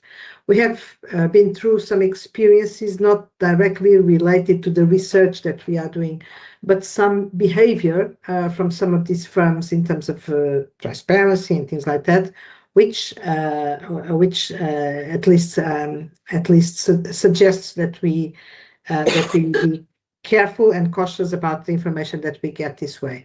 But I think it's the most that I can say for now. We will for sure target in the sense that try to approach the firms who have been subject to private equity and probably the partners and things like that. What we will be able to see this way, we'll see. I cannot anticipate yet. But I don't know if Ken wants to add something, if there is any experience that you have already had in that respect that may be useful. Yeah, thank you, Gabriel. And briefly, we have had conversations with at least one firm, for example, Grant Thornton in the US. They've explained to us how they have, at least at a high level, because we've not had an opportunity to go, and they've not obviously shared any private details around the contractual arrangements, etc., with the private equity investors. But the message we keep hearing from them is, look, we're on top of it. We are very aware of our obligations under the code and about the importance of really making sure that we comply with independence requirements in particular. There is a level of concerns, I think, to be honest, there is a level of concern amongst the firms about complications arising from the transactions and the restructuring of the firms themselves, especially if they split between an audit firm and a non-audit firm, legally speaking, and whether that might create some unintended consequences relative to compliance with independence requirements. So that's what they're concerned about. And of course, we are concerned as well, really to focus on the substance of the transactions as opposed to the form. So that's, in fact, we're going to be pursuing some further information gathering to really understand the different arrangements that are being undertaken and to understand what these mean from a code compliance perspective. But that's, just to reiterate, the message we keep hearing from the firms is we are aware of our obligations. We know that we have to really make sure that the private equity investors don't dominate essentially our management and how we set our strategy, etc. But clearly, we are going into this with open eyes and with a lot of skepticism, which is fair to say, because we know precisely what the private equity investors are in those kinds of transactions, and it's not really just for purposes of helping the firms grow their businesses, but there is also, an element of self-interest, if you will, from the private equity investors. Thanks, Ken and Gabriel. And I guess on that last point, I know that in the forums I've been in, one of the risks that was coming out was really considerations around the exit strategy and whether we are, as IASBA, also looking into that as part of that overall consideration of this particular element. Yes, of course, Chair. The fact is that there are not that many situations until now, to which we can look at. So we are, of course, this from the start, since we issued the staff alert, it was clear that there was something that we were not covering yet, but that was coming. But for us to be able to assess, of course, we have to have some evidence. And the cases of private equity investment firms exiting are not that many so far, or at least that we haven't seen. But yes, this is, of course, on our radar, and we can maybe even anticipate some possible consequences or risks even before that materializes. So the response is yes. Thanks, Tom. Thank you, Chair. And thank you for the presentation. I'd like to ask a little bit about the due process on the NAM issue, because we did have quite a lot of discussion on this in terms of the development in the IWSB side, but what I would like to ask is that what was the due process discussion in the ESBA when developing the NAM, especially on the technology side, because the IWSB hasn't sort of the framework for activities, and there is some sort of discussion. It's on sort of the this framework for discussion for the due process. But I understand there is not sort of the sort of a platform you don't have in IESBA. So how did you manage to find the right balance between the promptness and the due process obligation in terms of developing NAM, and what is the discussion in the ESBA side for especially the involvement of the board level discussion might be critical for developing this NAM. So could you share with us what was the discussion on the due process in terms of the development of the technology NAM? Thank you. Well, what I can say, and then again, looking to Ken, if he can add something. What I can say, Tom, is that we have been navigating this NAM due process or process a little bit in a, I would say, intuitive manner. But what we have been doing is that first, making sure that the board is at all times not only aware but participating, contributing. So none of these NAM pieces that we are about to issue or will issue in the future will be out unless it's, even if it's a staff product, it will always be seen by the board, but the board is contributing. Right now, as we speak, Tom, we are receiving comments on this piece that will go out probably next week from some board members, some fatal flaw comments, but this was subject to discussion with the board. The decision to issue the NAM, the high level structure, topics, approach in the second phase, third phase, a draft piece of the NAM. So the board was 100% involved in the development of this NAM from scratch until the very last moment with fatal flaw comments. With respect to engagement with the external stakeholders, we have, as you know, an expert group on technology, and the expert group has been always involved in the development of everything we do. They are consulted, they receive the materials for comments, they make proposals, and this all is being done in coordination also with IWSB. Yesterday we were receiving comments still on the piece from IWSB. So we are ensuring that not only external feedback is received and suggestions, but also that the internal process goes with full transparency and contribution, collaboration, etc. Ken, do you want to add anything? I think you said it really, Gabriela. We had a full board discussion in June, just this past June, on the draft overarching NAM, Tom, and Philip can attest to that. And as Gabriela said, the revised version has been circulated also for fatal flaw review from our board, and we have been receiving some comments in that regard. So we are working towards finalizing the document, again, with full board involvement, so to speak. As well as with our technology experts group. They have been engaged in that process as well. We have collected input from them. And also, as Gabriela says, we have also received input from IWSB. So this has been all around, I think, a very thorough process, at least from a due process perspective. Thank you very much. And then, because as a whole, Piob would like to discuss about the due process handbook. So this discussion might continue for the next stage. Thank you. Thank you, Tom. Thank you, Ken and Gabriela. I know we're left with 15 minutes for Gabriela's presentation. Yeah. Maybe we want to move on to allow for more conversations on other areas. Sure. Yeah. So can we move to the next slides? So the next part is on farm culture and governance. I don't think that I need to repeat what the problem is and to articulate the problem and the public interest objectives. We have been through this significant number of times over the last 2.5 years. So I'll please ask to move to the next slide.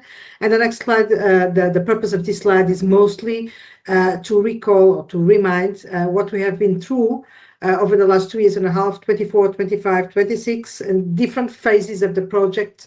It has been 2.5 years since we started this. The amount, nature, quality, intensity, and depth of outreach and engagement with stakeholders has been unique, unprecedented. So this is really a new world, not only in terms of the intensity and the number of meetings that stakeholders consulted, but also the instruments that we used for the purpose with the focus groups, with the simulations, with the viewpoints before an exposure draft. All this means something that we have been doing before an exposure draft. So, and this is, I think that this is relevant. This reveals how much we have been keeping attentive to what stakeholders say, the need to have full information, feedback, and etc. before we were to make a decision about what to do with the project. So next slide, please.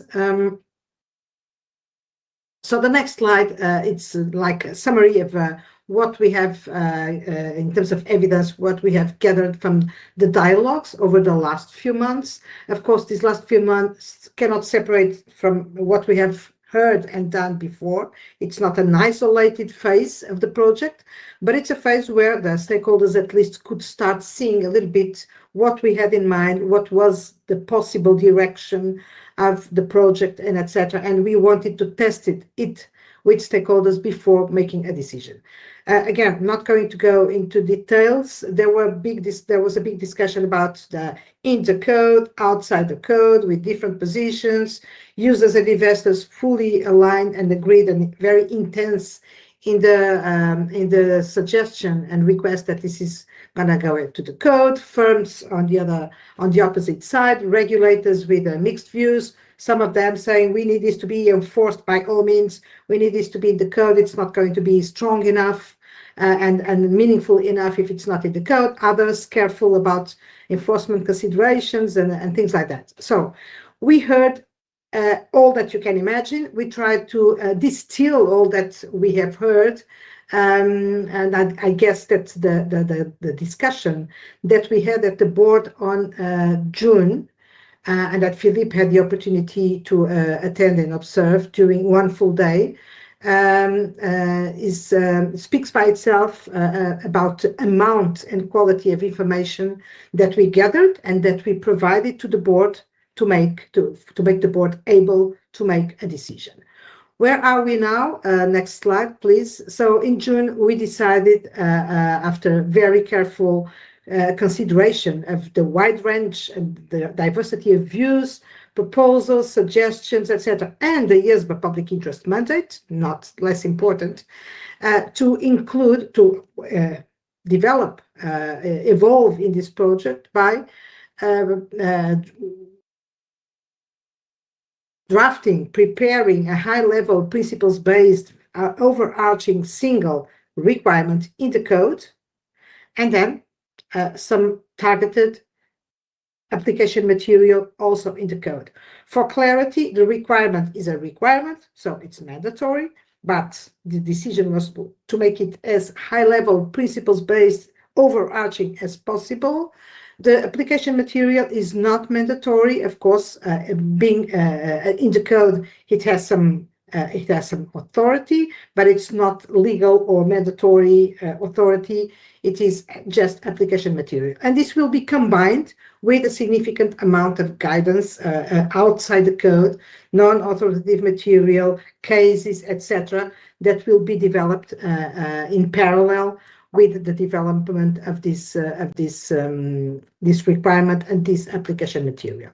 The objective, this is being done again since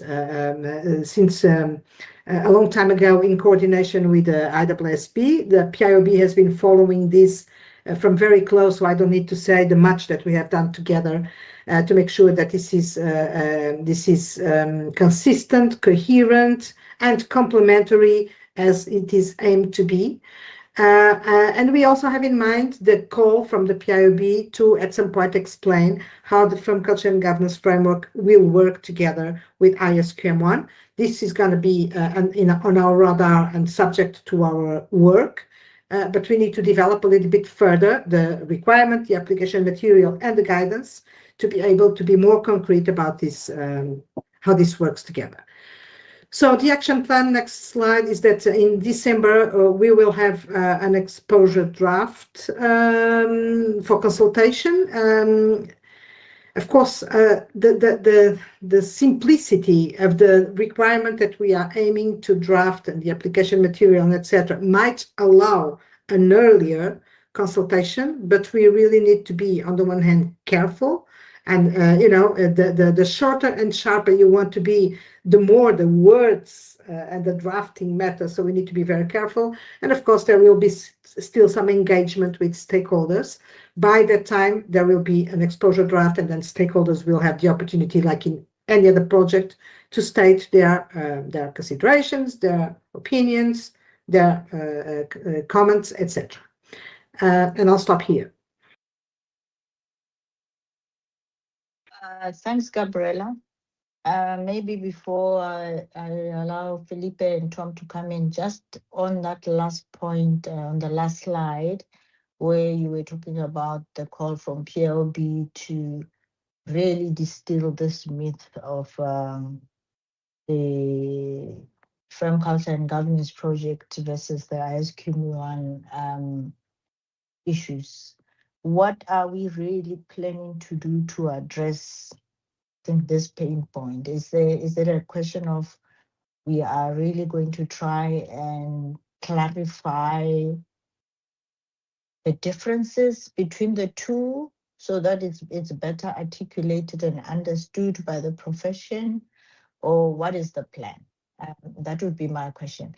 Then Felipe, you are free to come in, and then Tom. Thank you. My remark and question is complementary to yours, Chiro. Tell me if I'm wrong, Gabriela, but I understood during this conversation on FCG at the last board that in September it will be proposed drafting or different versions of drafting of the key sentence to be included in the requirement. And that would be an opportunity for you, because I know that you prefer consensus rather than division in the board, but it would be an opportunity to rediscuss and represent some explanations and arguments and so on to improve the consensus within the board to avoid this 6 against 10 opposition. So is it still in your intention? Because I think that can be a key step of strategy to try to have a satisfactory result in terms of adhesion of the board.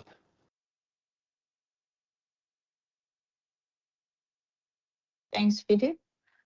Tom. Thank you, Chair.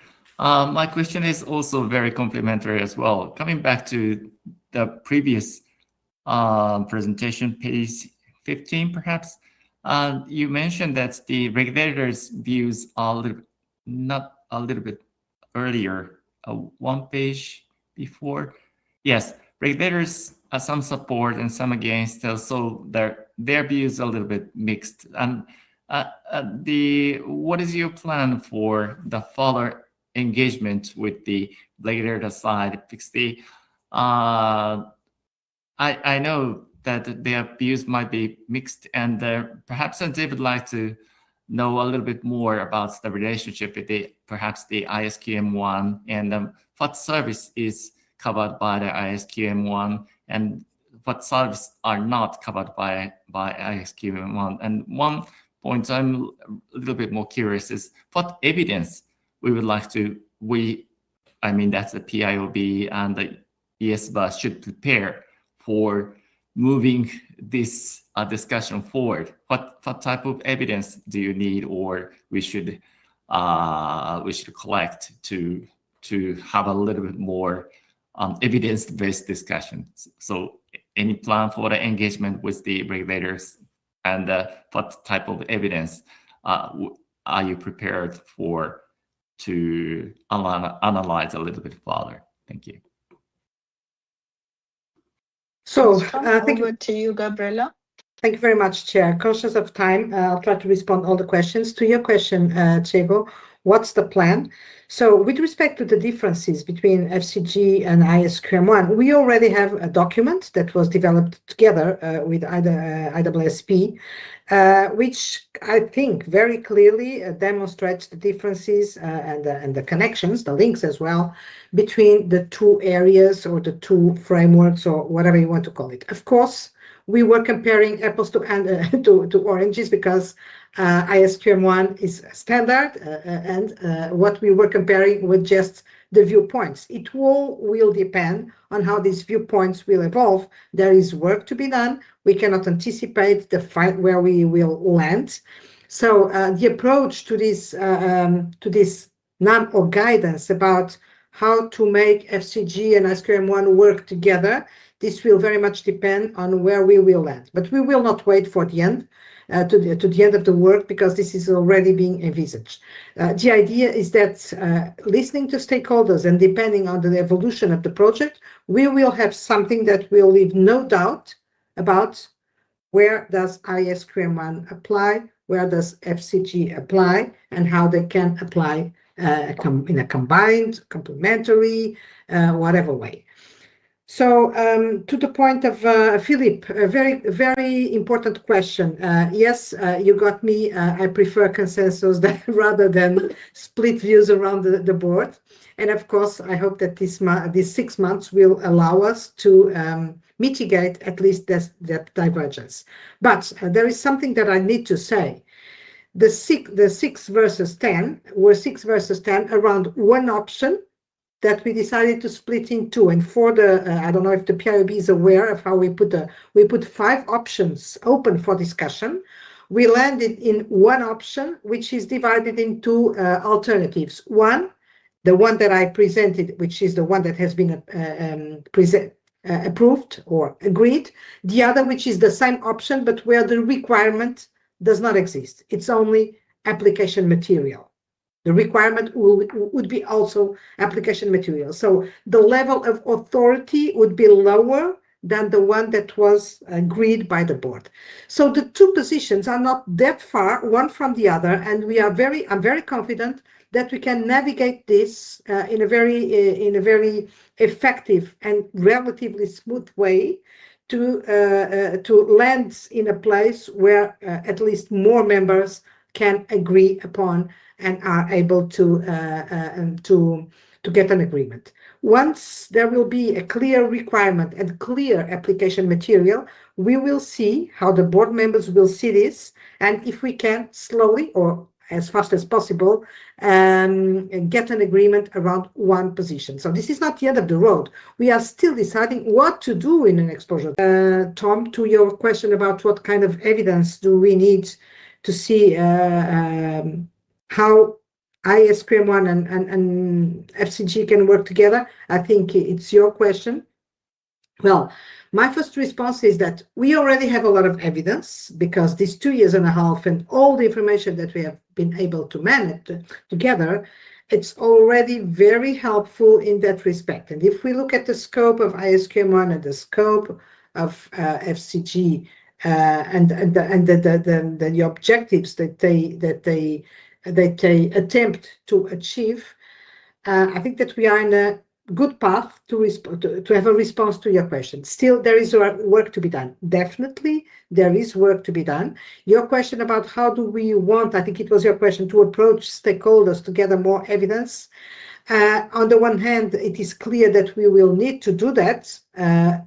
For the time being, We will try to be a little bit calmer, you know, in a drafting mode towards the exposure draft, and be after all this engagement, we cannot keep this pace of engagement. There is a lot of stakeholder fatigue and etc. So we need to pause a little bit and do the desk job, the desk work.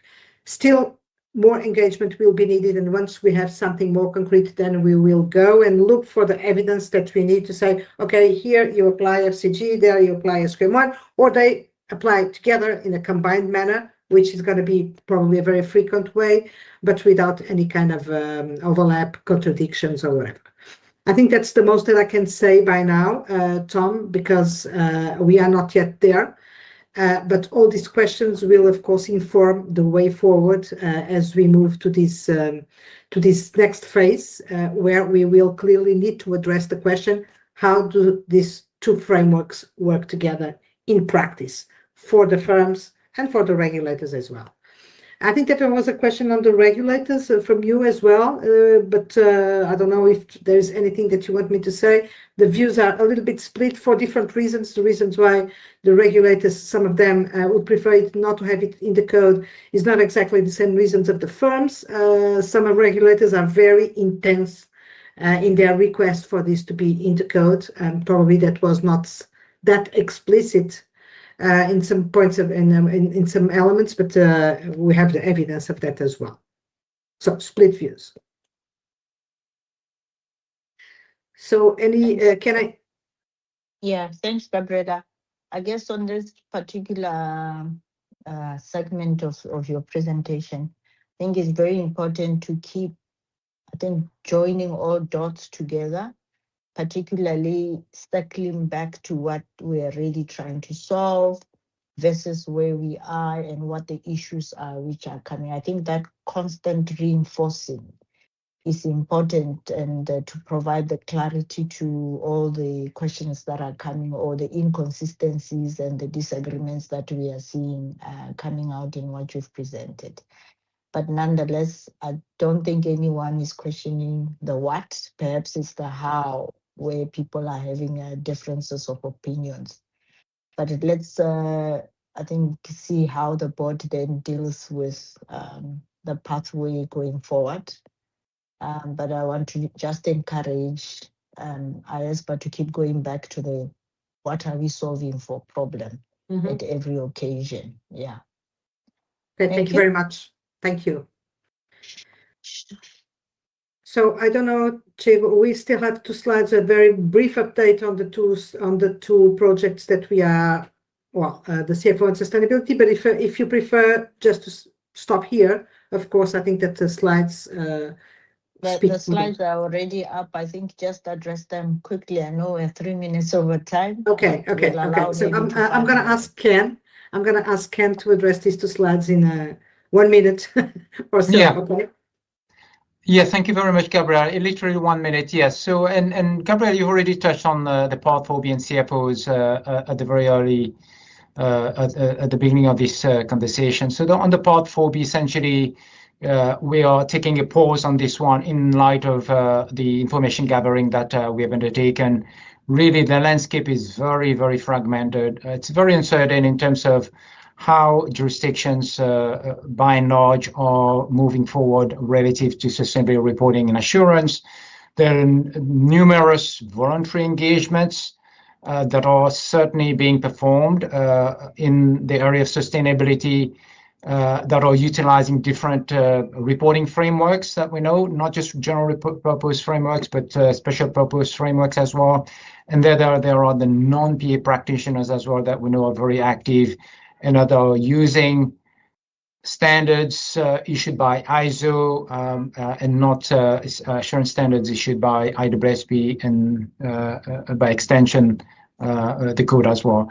So it's a very varied landscape, and the information that we've been able to glean has been essentially far in between in terms of consistency, in terms of depth, etc. So I think it's fair to say it's better to wait until the dust settles on basically the adoption of the ESA when it comes to mandatory reporting and assurance, and see how practitioners are really adopting the ESA and by extension as well ESA 5000, and then come back to that topic in the future. So that's really where we're on part 4B sustainability. On the CFO work stream, as the PIB knows, there's been extensive work already done on this one, and our board has had the benefit of a comprehensive report back in June at our June board meeting. And essentially the upshot is, look, we don't feel from the information that we gathered that stakeholders are telling us there are gaps in the code or there are issues that the code doesn't address from an ethical perspective when it comes to the conduct of PIBs who are operating in the CFO role. That said, there is a clear need for awareness raising and a clear need for implementation support. And that's really where the focus is going to be in terms of a go forward strategy. And we will see what our project team comes forward with in terms of a final report and recommendation at our September board meeting. So that's really where we are on the CFOs. Thanks, Ken. I guess this underpins the sort of overarching comments that Gabriela opened with in that first slide, to say this is where we are. We are now prioritizing other things. So thanks for that. Right. Thank you, Gabriela and Ken, for your submission. I think now we can move on. I know I'm well aware that some of us have been sitting from 2 o'clock. It's now 5 o'clock. I am well aware that the break was intended after the session that we're about to go to. So let's continue, and then hopefully we'll have a quick comfort break before we go to the rest of the agenda. Unless board members can show me by thumbs up or thumbs down whether we should have the break now and then continue after. But I'm well aware that we've been sitting since 2 o'clock, so it's almost 3 hours of sitting, some of us. Smiles, continue. Huh? There's a new sign language. Yeah, all right. I understand. So let's take a quick break, comfort break, and then when we come back, we'll start the joint session, and then we can proceed from there. I realized that it was meant to be 10 minutes. Shall we give it 7, since we've already eaten some of the minutes already? 7 minutes, and then we come back. Thanks, sir.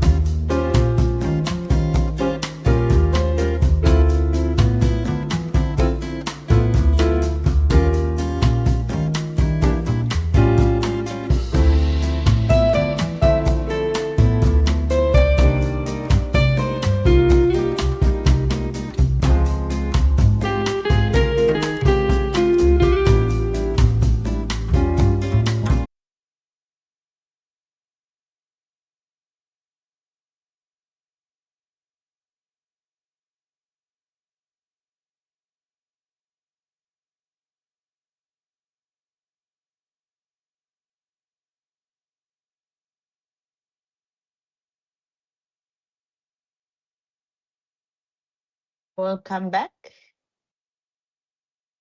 Just want to make sure the other Tom is back and Mark. There's Tom. Hopefully Mark is there as well. So thank you. Thank you and welcome back. We are now going into the... Yes, Martin? Excuse me, Seko. If we could just wait a moment for the live streaming to continue as we took the comfort break a little bit earlier than in the programs.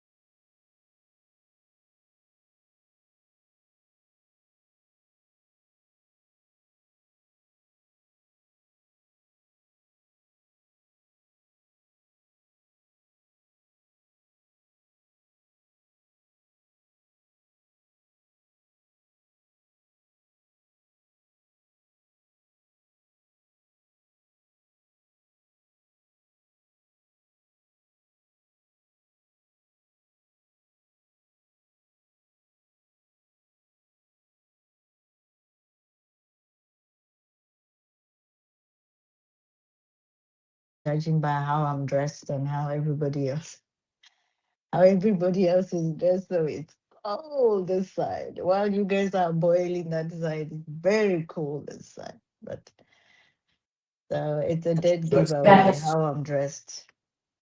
Martin, may I confirm whether this is a public session or a private session? Thank you, James. Session, James. Chair, back to you. We have resumed the live stream and we're just doing 3 very brief items for the public session, and we will close the public session. Back to you, Chair. Indeed. So to answer you, James, we were taking a bit of a break waiting for the live stream to come back on as we're still in the public session. Right. So in terms of now the program, I think we're moving on to the joint, the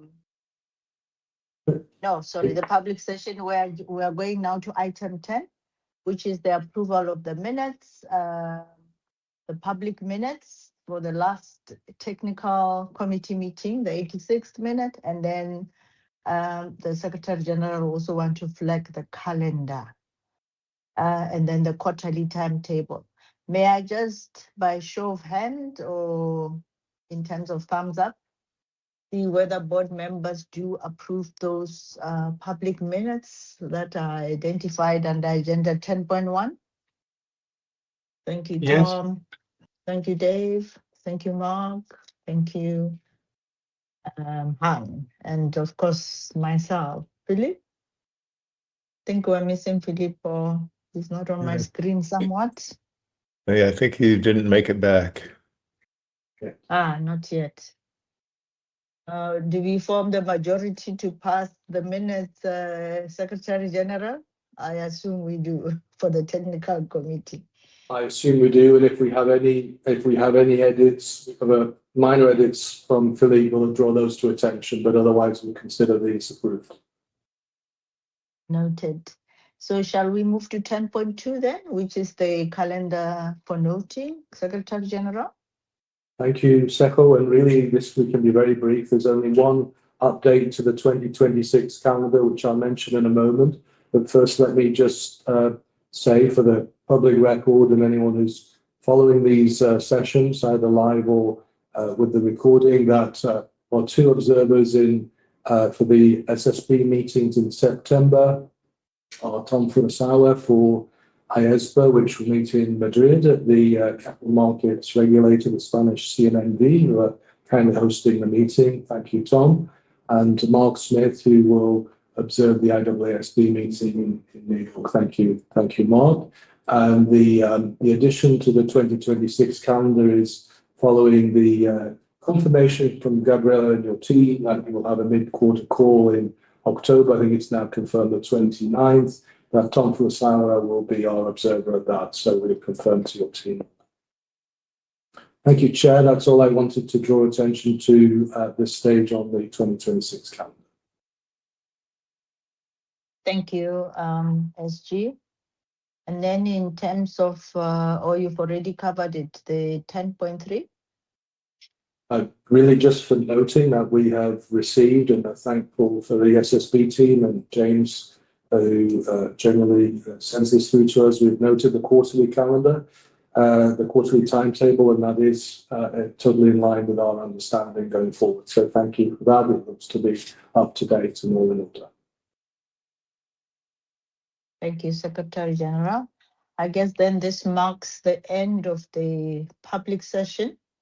Indeed, we were in a hurry to take a break. We should have just done these two before the break, but nonetheless, that's fine. So we will be bidding our live streaming session goodbye and those people online, and then move on to the private session with the standard setting board shares for the joint session. Thank you, Chair. I just suggest we give it a minute or so, that we make sure that everything is fully stopped.